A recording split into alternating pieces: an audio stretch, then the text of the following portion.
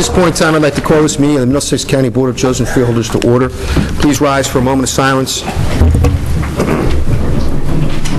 I ask that during this moment of silence that you keep in mind all those who died as a result of Hurricane Irene. The number now stands at 46 people in 13 states.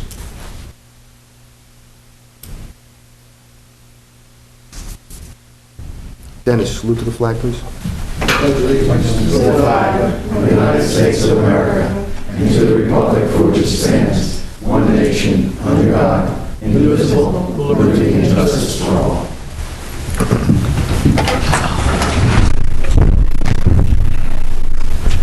The notice of this meeting pursuant to the Open Public Meetings Act, NJSA 10:4-10, has been complied with and shall be entered into the minutes of this meeting.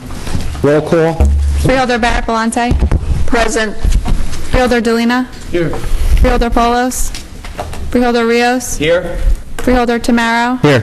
Freeholder Valenti. Here. Freeholder Director Rafano. Here. We have no proclamations or commemorative resolutions, so let's move right on to correspondence. Each freeholder has been provided with a list of correspondence received by the clerk's office since our last meeting. This correspondence will be kept on file in the office of the clerk of the board for reference. Need a motion to accept the correspondence? So moved. Second. Motion by Deputy Director Rios, seconded by Freeholder Valente. All those in favor say aye. Aye. Any Aye. opposed? Ayes have it. Reports of freeholders. Freeholder Carol Barrett Belante. Thank you, Director. The Pancreatic Cancer Walk will be held on Saturday, September 24th. It'll be held from 9 to 11:30, and it's going to be in Roosevelt Park in Edison. And this is the third annual walk to raise awareness about pancreatic cancer and to raise funds to aid in research. It's a free family event. So I'm urging everyone to please come out and walk. If you're interested in participating, please visit the Cancer Institute of New Jersey website, which is www.cinifoundation.org to register. The first 300 people to register online will receive a free T-shirt. Registration is free, but donations are encouraged. The Middlesex County Office of Public Health announces the 2011-2012 flu clinic schedule, and the clinics start on September 16th. I believe are they out, Kathy? On the table, there are the dates. The Middlesex, they're going to be held September 16th through October 7th at 19 different sites throughout the county, and the cost of the vaccine will be $15 for Middlesex County residents with a current Medicare card. Medicare will be billed, and the schedules are out on the table. I believe they're the green schedules. For more information, you can call 732-745-3100 or visit the website for Middlesex County. It's the Public Health Flu Clinics. I'm pleased to announce that Middlesex County College has once again been reaffirmed for accreditation of the Middlesex County State's Commission on Higher Education. This is due to the efforts of the entire college staff, and I would like to thank them all for their dedication and hard work. This summer, the camp at Middlesex provided programs to more than 1,500 kids ages 6 to 18, and I must say that my granddaughter was out there, and she just loved it. The campers had their choice of dozens of fun activities, including the theater, chess, magic, karate, sports, art, cooking, and fashion. And I'm happy to say that this year we were able to expand the offerings even more by adding 23 new programs. This summer, the solar panels were installed out at Middlesex County College in 3 different locations, and we're all very excited about that. And this November, Middlesex County College President Joan LaPerla Morales will be taking on an additional role as chair of the New Jersey President's Council. And I'd like to take the opportunity to give her congratulations and the best of luck with this new position. We're all very proud of her. Out at the Environmental Health Division, during the week of August 8th to the 12th, they had interns who were out there working, and as you know, with many of our departments, we have interns, and they work very hard on numerous items, and they do it for free, just for the learning experience, and we're always very eager to have these interns, and I know that in every job that they do a great job. On August 27th, I was very honored to be in the motorcade with a piece of art from the World Trade Center, and I know my colleague will speak about it because it was under his leadership when he was at the liaison to the vocational school, and he's from the fine town of Carteret, that this sculpture was the permanent place at the Carteret Fire Headquarters. The state police escorted us, and I learned a couple things that day because the person that was driving me as a retired police officer, and he said to me, "When are they going to start leapfrogging?" And I said, "What's leapfrogging?" And I was amazed how the state police stopped all the traffic from Piscataway all the way to Carteret by just blocking all of the roads, and the cars just kept changing. And that phrase is leapfrogging. Did you know that? No. See? I learned something new. But I do have to say that the 9 students and the welding teacher, Joe Guess, at this time of the year, we all feel this great compassion, and it brings back memories of 9/11. But this particular sculpture had a piece of from the World Trade Center that looked like a flag, and it was just so tremendous. If anyone can get out to Carteret at the fire headquarters, it is on display permanently there, and I urge you to look. And I just wanted to say, before 9/11, I know all of us can remember where we were and that day, and that the day we were in Carteret, I can't. Assemblyman Wisniewski said something in it. I still think of it every day since that he thought the terrorists would defeat us with the bombing, with the World Trade Center. And what it didn't defeat us. And there's nothing that can defeat Americans, because we are Americans. And so if you want to have a warm feeling for that day, I urge you all, if you can get out to Carteret, to the Carteret Fire Headquarters, to look at this. It's a tremendous piece of sculpture. And thank you, Freeholder Rios, for helping with that. That's the end of my report. Thank you, Freeholder. Freeholder Stephen J. Pete DeLina. Thank you, Freeholder Director. First, I'd like to report that our 6th annual Labor Day weekend concert will take place at Roosevelt Park on Sunday, September 4th, 2011. This year, for your pleasure, and featuring Kenny Vance and the Platoons, as well as the Duprees at the Stephen J. Campestro Theater. Just a reminder, the concert is free, but the Park Department supports the Emergency Food Network program, collecting non-perishable food donations. If you have any food you'd like to get rid of, bring it to the parks, to our concert over there. If you could bring donations, anything, we take any kind of recyclable things and so forth. So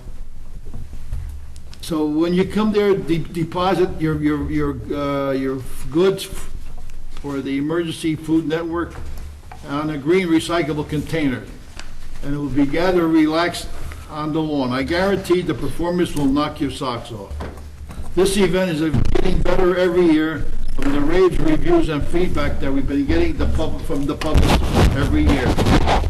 Also at Roosevelt Park, September 9th, 2011, our family roller skating rink will reopen and remain operating through October 23rd. The rink is open on Friday and Saturdays from 5 p.m. to 9 p.m. and on Sundays from 3 p.m. to 7 p.m. More information about the roller skating rink is available at the Middlesex County website. Our Middlesex County Conservation Corps has just issued the schedule of events for the fall of 2011. First up is the National Public Land Day, Saturday, September 24th, from 9:30 to 12 noon at the Thompson Park in Monroe. The Corps will be holding the fall beach sweep in cooperation with Keep the Ocean Clean action at Private Cove at Old Bridge Waterfront Park along the scenic shoreline of the Route Raritan Bay on Saturday, October 22nd.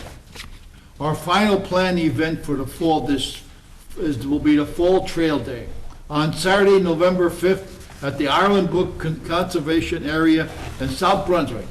Anyone interested in volunteering, you can call Scott Myler at 732-745-3064. You can find the information on the Middlesex County Conservation Corps on any of these reps on the website. I thank you. Thank you, Freeholder. Freeholder H. James Paulus. Thank you, Freeholder Director. Just a couple quick items. A reminder that on October 17th, we'll be having our third biannual Green Forum. As I mentioned at the last meeting, we have confirmed the date, and the keynote speaker will be Lee Solomon, the President of the Board of Public Utilities. We'll have representatives from the Department of Environmental Protection, the Board of Public Utilities, PSE&G, and a number of other agencies and organizations that are involved in energy conservation and green technology. The focus, again, of this year's forum is finding the green to go green. We're trying to help our municipalities and school districts determine where they can find funding to be able to do more green technology within their districts and to make their schools and our municipalities more sustainable. In that spirit, we've had 2 additions to our list of municipalities and school districts who are going to be working with the county on our solar initiative, and we're very pleased that we're able to provide this opportunity for school districts and municipalities to join together using buying power and cooperation and a shared service initiative to create this opportunity for the leasing of solar for their facilities, which will reduce their energy costs and, of course, reduce their carbon footprint, make their communities and school districts greener, and that's a wonderful thing. I want to, again, thank Freeholder Tamaro for his assistance from the engineering standpoint on helping this initiative move forward. And I'm sure others may have reported or will be reporting, but I guess I would just like to add in, and forgive me for being a few minutes late, needless to say, we had a horrific storm, and as a result of great planning, certainly a lot at the county level, we were prepared in many ways to be able to provide services to our communities and our school districts. I will speak only with respect to the road department and allow others to speak with respect to theirs, and certainly public safety on the holistic matter, but I will tell you that our road department was out in force providing assistance to our communities with additional equipment, providing manpower and other assistance as necessary, not only in county roads, but municipal roads as well, and in the municipalities. It's a great partnership that we have with our municipalities, and I want to compliment our road department, Dave Campion, and the entire staff for doing, again, a yeoman's job and being available to help the communities and school districts that made requests of the county. Thank you, Director. Thank you, Freeholder. Deputy Director Ron Rios. Yeah, I'd like to start off with just reiterating what my colleague said, Freeholder Barrett Belante, on that piece of steel that was brought back from the World Trade Center. The FMBA, the Firemen's Union from Carteret, requested our students from the vocational school to get involved with this project, and as Freeholder Belante said, it truly is a masterpiece of art. and they did some welding on it and painting, and it's just a tribute to the hard work, dedication. They spent hundreds of hours, those students and the instructor, the welding instructor, Joe Guess, in creating that. And it looks just like a flag blowing in the wind, waving in the wind, and with stars and stripes and an eagle, and with a tear in the eagle's eye. And it's just a strong remembrance of what happened that horrific day, and it's in remembrance of all the firemen that perished on that day. And to give back to the vocational school, the FMBA is giving a $1,000 scholarship back to the vocational school for students to further their studies. So it's really a nice gesture on both the firemen and the students as well, because they really took it to heart, and they dedicated everything they could to make this, and they really made it a personal project. With that being said, getting back to the storm, as my colleague Freeholder Paulos mentioned, it was a horrible storm. I don't have to remind anyone how bad it was. A lot of people are still impacted by it, unfortunately. Throughout the storm, there were numerous conference calls between the County Office of Emergency Management, Freeholder Director, myself, and the state, and State Police, State Office of Emergency Management, the Weather Service.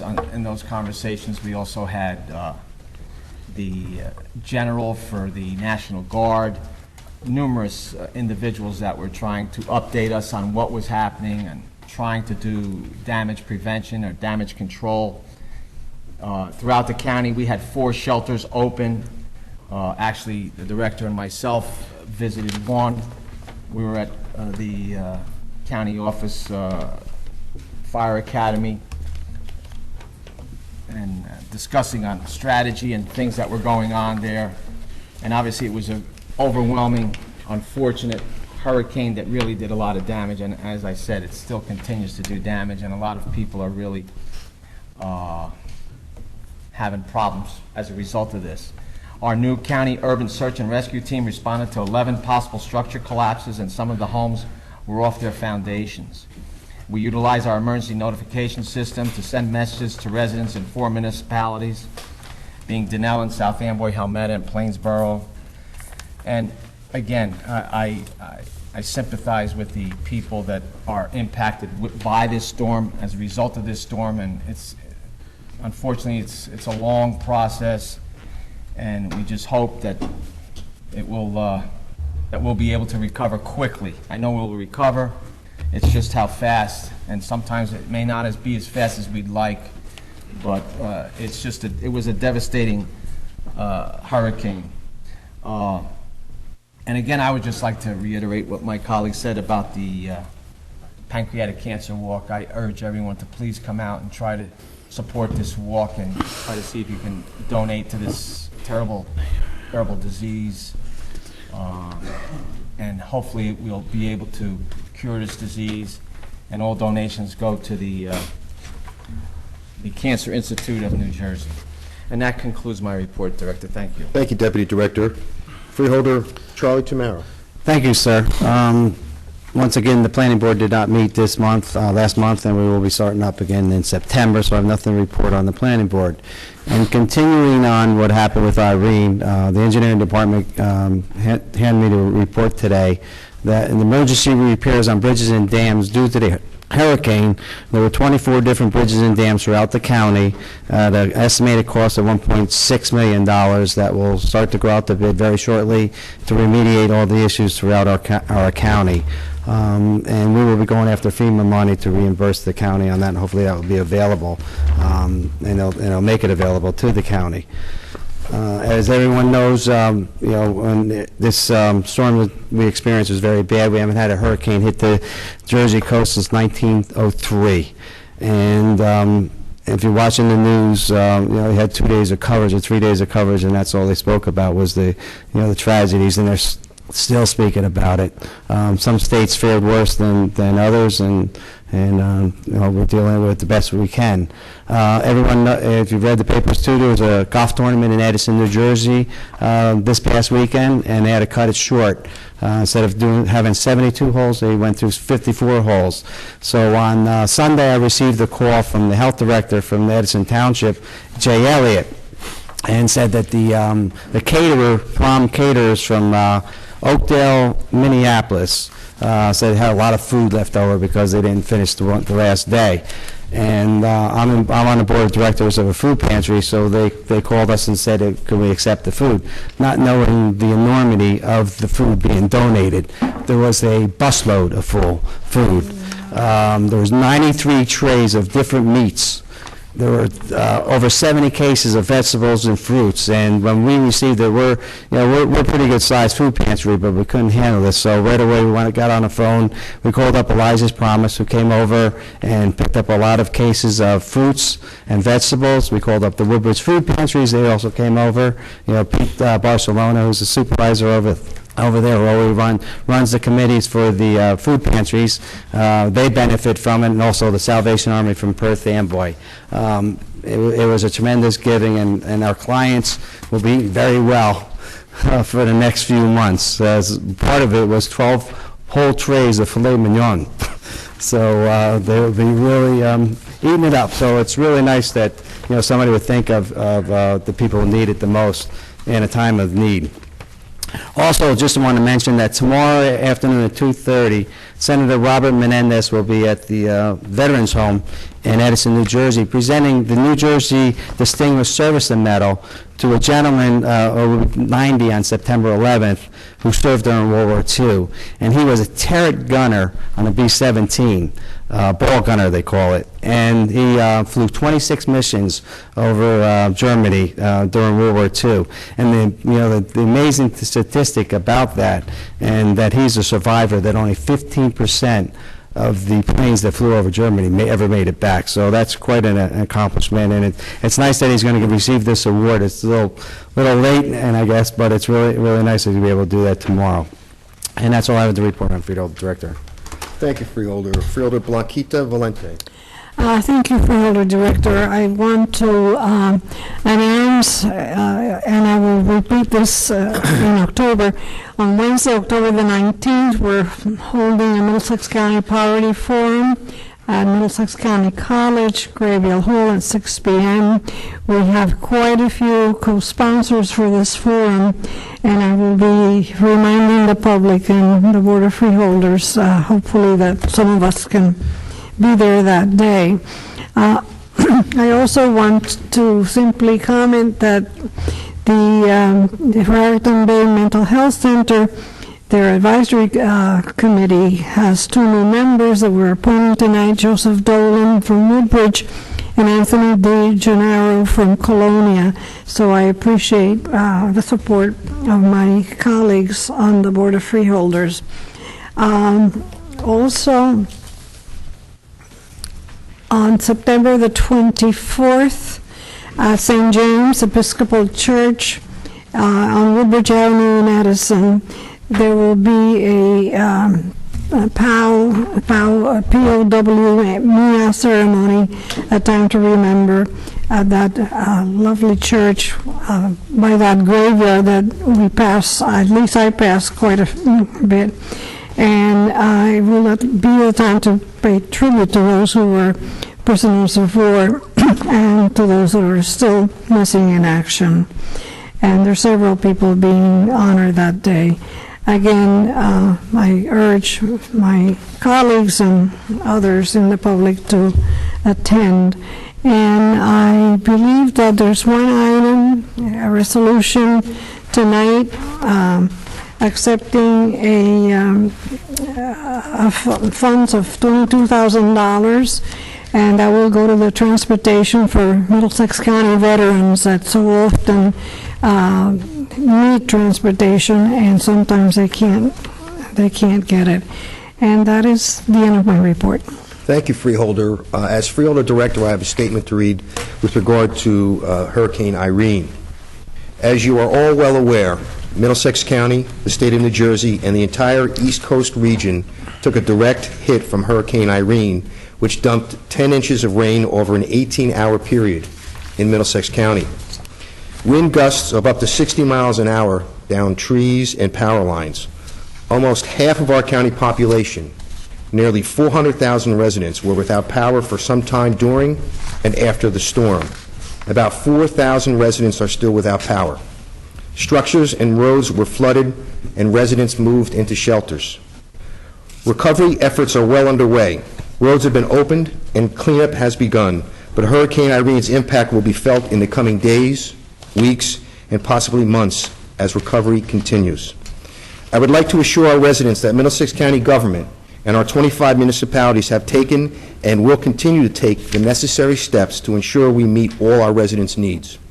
First, the county declared a state of emergency at 11 p.m. August 27th and immediately implemented our continuity of operations continuance of government plan so that we could operate continuously throughout the storm. Our Office of Emergency Management, headed by John Ferguson, became the command post that drove all response efforts throughout the county. This team addressed the county's needs and coordinated all emergency response between the county, our municipalities, the state, and federal agencies. The Office of Emergency Management continues its coordinator role as recovery efforts unfold and damage is assessed. Despite our pre-planning and immediate response, many areas throughout the county suffered great damage. As such, Middlesex County has sought and fully anticipates a federal disaster declaration in the coming days, which will ensure that Middlesex County will receive federal disaster aid.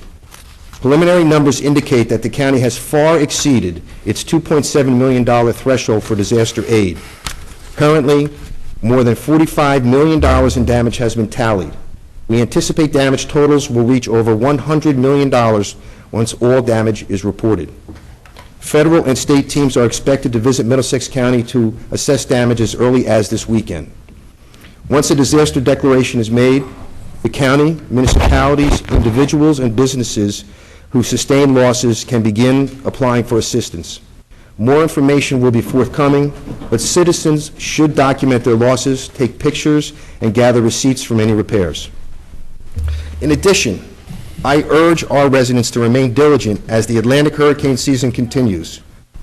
Currently, Hurricane Katia, a Category 1 storm with wind speed of 75 miles an hour, is traveling over the Leeward Islands and is expected to become a major hurricane this weekend. It is not yet known which track Katia will follow, but I encourage everyone to be prepared. I could not issue a statement about Hurricane Irene's response and recovery without thanking everyone involved in these critical efforts. First, I want to thank the entire Freeholder Board for their support and direction during and after the storm, especially Freeholder Deputy Director Ron Rios, who was a critical component of our response as Chairman of Law and Public Safety. I wish to recognize John Ferguson and his team at the Middlesex County Office of Emergency Management for their immediate, effective response and continuing coordination. This team's planning and preparedness helped ensure timely response and effective communication between all first responders. Their work truly helped save lives and property. I wish to thank and commend all the county and municipal offices, employees, and volunteers who supported response and recovery efforts on behalf of the people of Middlesex County. I would like to leave you with one final assurance. Middlesex County will continue its diligence on behalf of our residents in the aftermath of Irene and for future emergencies. We will continue to evaluate and adjust our plans and procedures to ensure an effective and efficient response to any emergency. We will ensure that our residents receive needed services and programs, and we will continue to coordinate with our municipalities, the state of New Jersey, and the federal government to best serve our residents. Mr. Kelso, are there any resolutions to be amended? There are none. Resolutions to be added? Yes, Freeholder Director, we have one resolution proposed for addition, and that would be to award contract to CFG Health Systems, LLC, in a total lump sum amount of $11,936,772 for medical services for Proposal Sheet A, Healthcare Services Pharmacy, social services, mental health, required by the Middlesex County Department of Corrections and Youth Services for a 3-year period with 2 one-year options, and to authorize Freeholder Director to execute the contract CC 1109. Need a motion to add to the agenda? So moved. Second. Motion by Deputy Director Rios, seconded by Freeholder Valente. Roll call? Freeholder Barrett Palante, Yes. Freeholder Delina, Yes. Freeholder Polos, Yes. Freeholder Rios, Yes. Freeholder Tamaro, Yes. Freeholder Valenti, Yes. Freeholder Director Rafano. Yes. And that will be added as Resolution 11-1528. Any resolutions to be held? There are none. Resolutions to be voted? Yes, we have one resolution upon the recommendation of the purchasing agent, and that is Resolution 11-1455, which is to be voided. Okay, at this point in time, I'd like to open the meeting up to anyone from the public on any... We gotta vote that to be voided. Actually, we could just leave it that way, to be voided. At this point in time, I'd like to open the meeting up to the public for any discussion on any resolutions on the agenda. Any Mr. Stewart?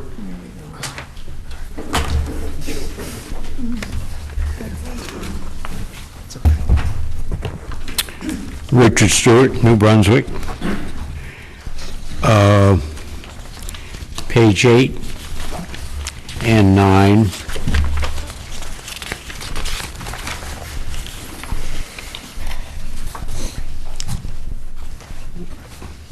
With 1497 and several more, there we're giving a waiver of residency for the new sheriff's officers. I have no objection to in fact, it saves us money. But is this, are the sheriff's officers the same as the local police? Are they, in effect, allowed to live anywhere in the state? Is this residency just the initial, like the first 2 years or something like that? Is that the waiver? I'm going to have our personnel director answer that.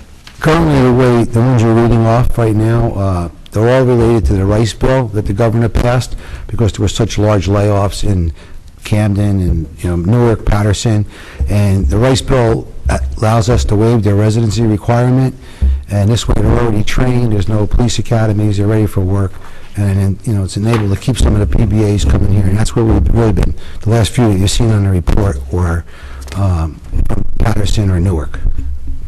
But in fact, it's a permanent waiver. Well, not realistically, because we do have a residency requirement that we waive the residency for 1 year, and we evaluate each situation as it comes about, whether or not they're going to move into the county. At that point in time, they get a letter from myself, and then each individual case is evaluated by us.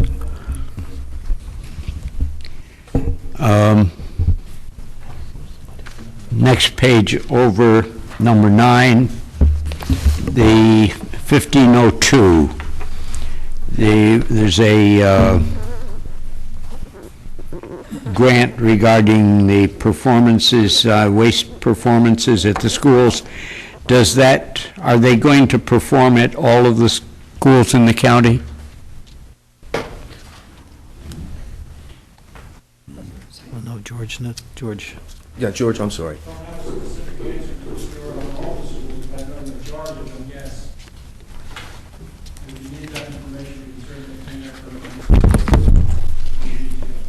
Okay, thank you.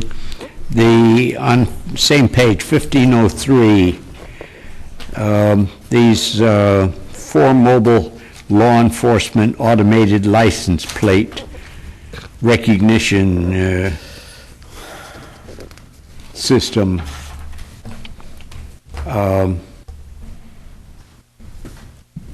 Exactly what are these?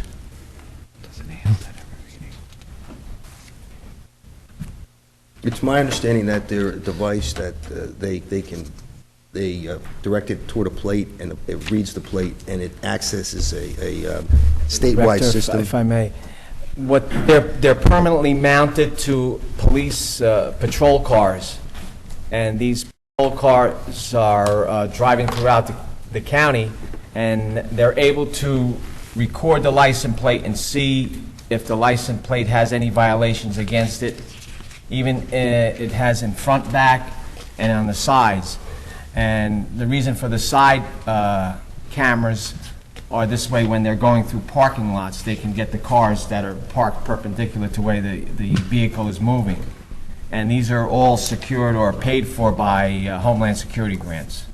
Now, the reason I raise this again, you may have heard me question before in connection with the intersection cameras. I still constantly see cars with the license plates that have frames that obscure part of the license plate, maybe the state name. Also, I see them with plastic covers which discolor on the cars, and the police don't seem to be enforcing any law regarding this. I'm sure it is against the law to have anything, you're defeating the purpose of the license plate. And I've raised this question in connection with the intersection cameras, but nobody seems to care. And I've raised it with some police officials, and they don't seem to care. Of course, the reason a lot of people don't care is if it doesn't affect them. Policemen, when the wrong number comes up in court, It's time. and somebody is given a notice to appear in court, the policeman is paid to be there, the judge is paid to be there, the clerks are all paid to be there. But the person that has to take off from work to go there because they have the wrong number, Thank you, Mr. Stewart. is there any reason why I haven't gotten an answer from anybody about that? I'll answer it when you come up the second time and ask the question. Okay, the time's up, thanks. To check your plates out. No problem, no problem. Anybody else in the I public? stole them out of state. Anybody else in the public on resolutions on the agenda? Yes, sir. Both coming up.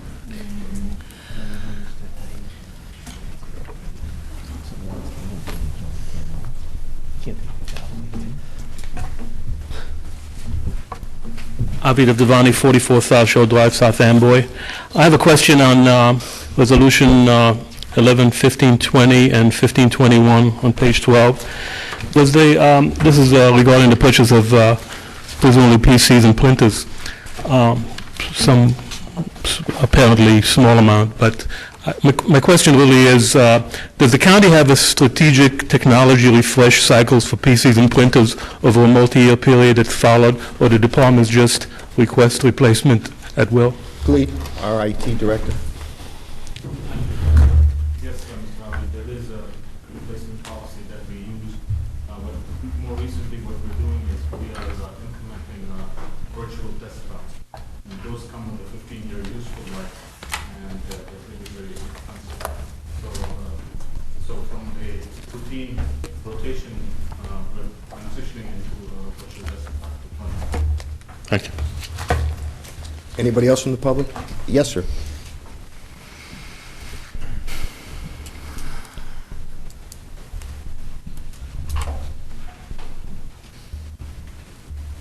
Good evening, ladies and gentlemen. Good evening. Hi, Pete. We go back 30 years. You don't have to say hello to me every meeting, you can say hello to Waukeeta. Well, I know you for 30 years, just like I know Carol for 21, but we go way back, history. Okay. My name is... Okay. My name is John O'Sullivan, 33 Wexford Drive, Monmouth Junction, New Jersey, the 22nd best small town in the United States of America. Okay, that was my little plug. Okay. The question I have is on item number 111528, which you just added. That was added as timely and important, as we say down in South Brunswick, or how come it was added at the last minute? Yeah, John. We've been going through the process of accepting competitive bids on this service. Contract is up. We've had a 2-month extension in place. and we want to prepare to put this in place effective the 15th of September, when the extension expires. We've gone through the evaluation process and all the bids, and I had requested the Freehold Director to have this on for this meeting as opposed to waiting so we can begin the process of implementing the new contract. Okay, so that sounds like to me that the procedures were followed, correct? That is correct. Oh, okay, but you just, why was it delayed for the extra time? Only because we had to go through the evaluation process. When you go after competitive bids, we have a review committee that met last week. We had a couple of questions on some of the other bids that came in, and all the answers to our questions were answered satisfactorily, and we felt it was important to put it on for this meeting. And if the public wanted to see that information, we can get it from you? Yes. Sure. All public information. Okay, I was just wondering why it was kind of out of procedure. Okay, thank you. Anyone else in the public? Yes, sir.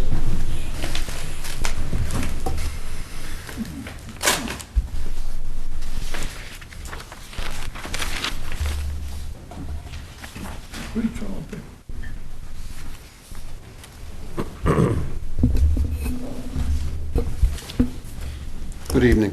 Roger Craig, South Brunswick. 100 years ago, when I was on this freeholder board, I instituted... Resolution item, sir? Remember him? Roger Craig. I'm sorry, but is this on a particular resolution as opposed to just... Yeah, sorry. Okay. No, it is not. Well, then there's time to comment on that. Okay. A few minutes. Okay? Gotcha.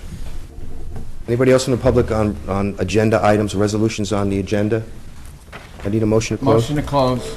Second. Motion by Deputy Director Rios, seconded by Freeholder Valente. All those in favor say aye. Aye. Any opposed? Ayes have it.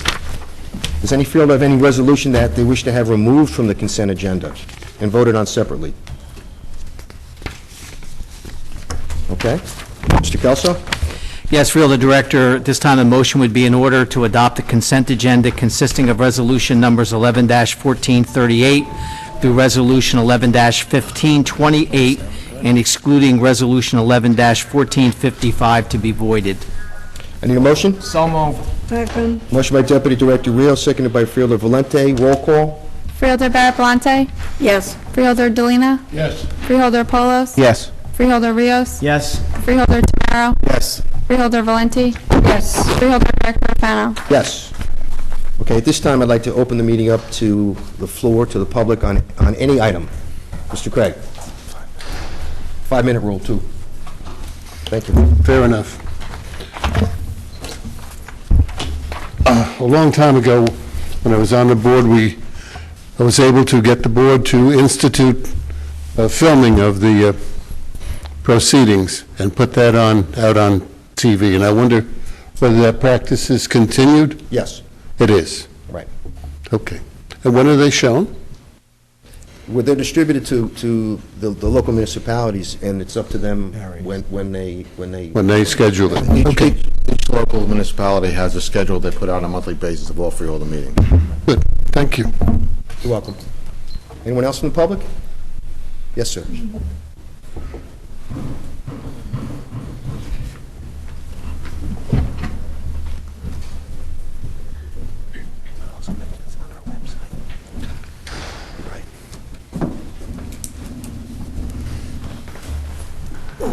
Avi Devani, 44 South Shore Drive, South Amboy, New Jersey. In the aftermath of the horrific storm last weekend, I'd like to take this opportunity to reiterate my comments at the June 9th meeting of your board.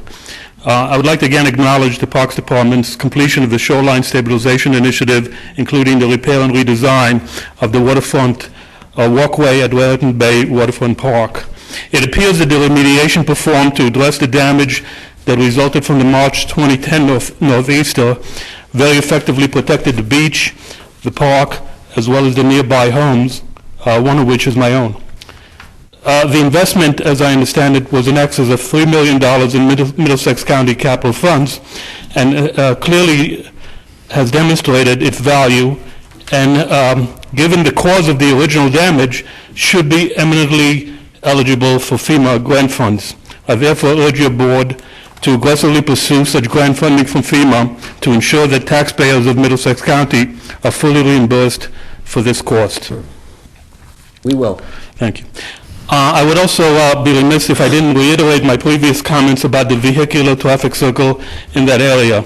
As I stated in June, I believe that the original design has now significantly changed in 3 different ways, which have made the reintroduction of vehicular traffic to the area a real danger to pedestrians and a potential liability to the county and your board.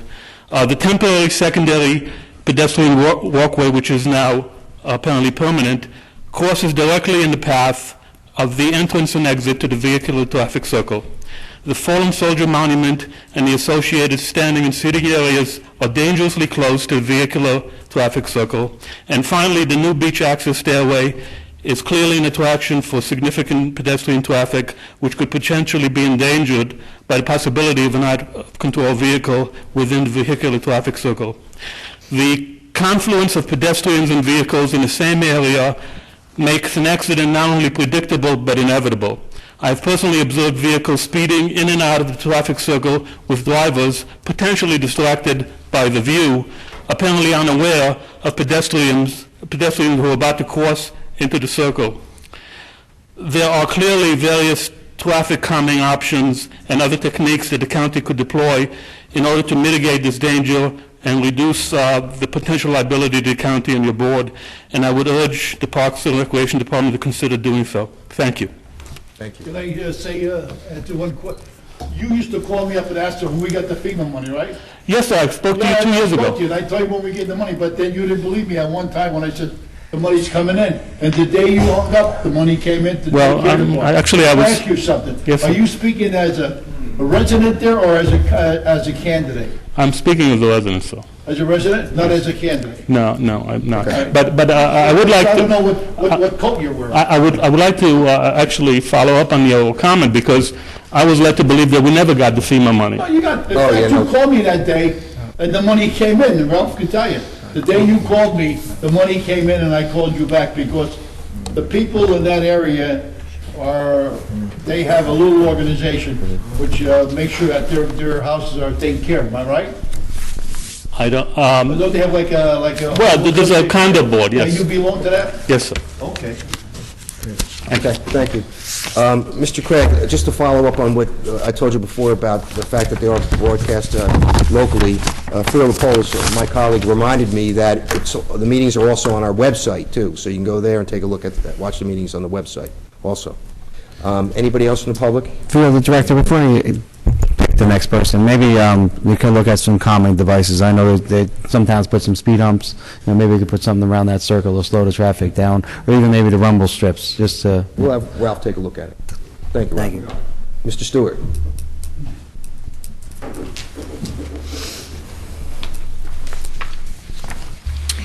Two more items on the agenda. On page 11, I'm just wondering why you've got the closures, the road openings. Is there some reason why you can't go just a little further and tell where these openings are?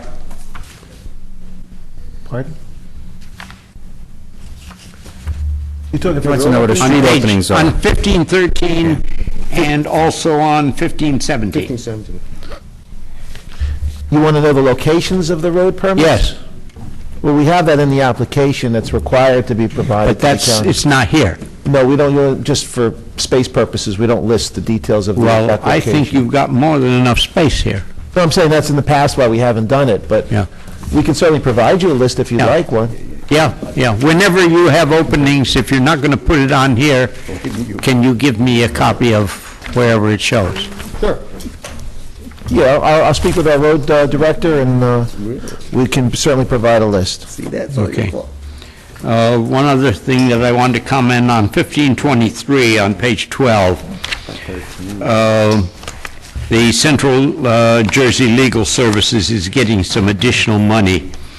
I would like to mention that I had an experience this past 2 years with them, and it's interesting that they're getting money out of the older American Act funds. I got completely incompetent service from them. They they referred me to a legal aid who did not inform me properly, and as a result, to the best of my knowledge at this point, there is a lien that was placed against me. It's not, I don't worry about it because they aren't going to get out of, you don't get blood out of a stone, so they can have all the liens they want. But the legal aid service did not properly represent me. They more or less forced me to represent myself, but didn't tell me how to do it. So it's interesting to see that they are being provided money out of the older American Act funds. Someone should question that. Thank you, Mr. Stewart. Anybody else in the public? Motion to close. Second. Motion by Deputy Director Rios, seconded by Freeholder Tamaro. All those in favor say aye. Aye. Any opposed? Ayes have it. I need a motion to adjourn the meeting. So move. Second. Motion by Freeholder Valente, seconded by Freeholder Tamaro. All those in favor say aye. Aye. Any opposed? Ayes have it. Meeting adjourned. Very good.